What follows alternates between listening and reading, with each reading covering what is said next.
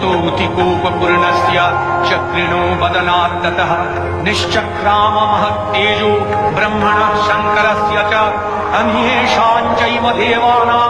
सक्रादीनां शरीरतः निर्गतं सुमहत्तेज तच्चैत्रं समगच्छत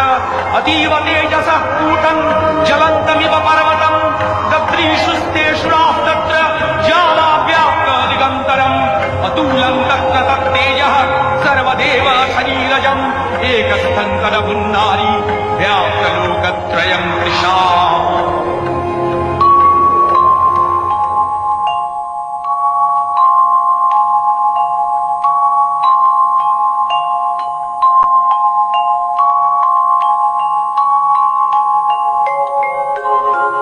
नमस्ते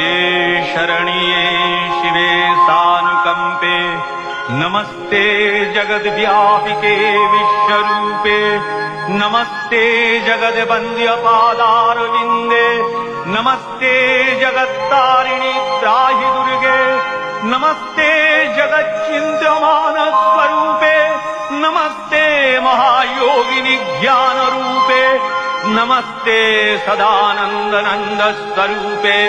नमस्ते जगत्तारिणि त्राहि दुर्गे अनाथस्य दीनस्य तृष्णातुरस्य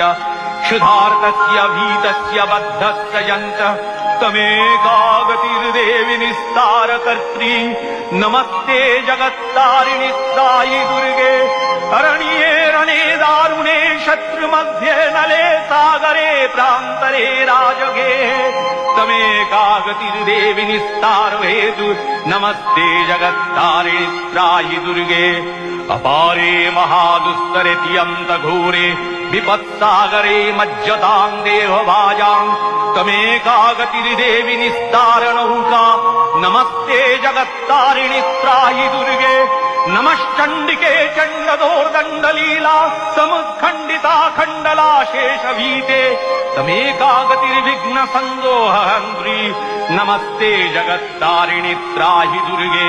तमेकाजिताराधिता सत्यवादी नमे आजिता क्रोधना क्रोधनिष्ठा इडा पिङ्गलात्तं सुषुम्नाशनाडी नमस्ते जगत्तारिणि त्राहि दुर्गे नमो देवि दुर्गे शिवे धीमनाने सरस्वती अरुन्धति अमोघस्वरूपे विभूति शची कालरात्रि स्वतित्वं नमस्ते जगत्तारिणि त्राहि दुर्गे शरणमसि सुराणां सिद्धविद्याधराणां मुनिजनराणां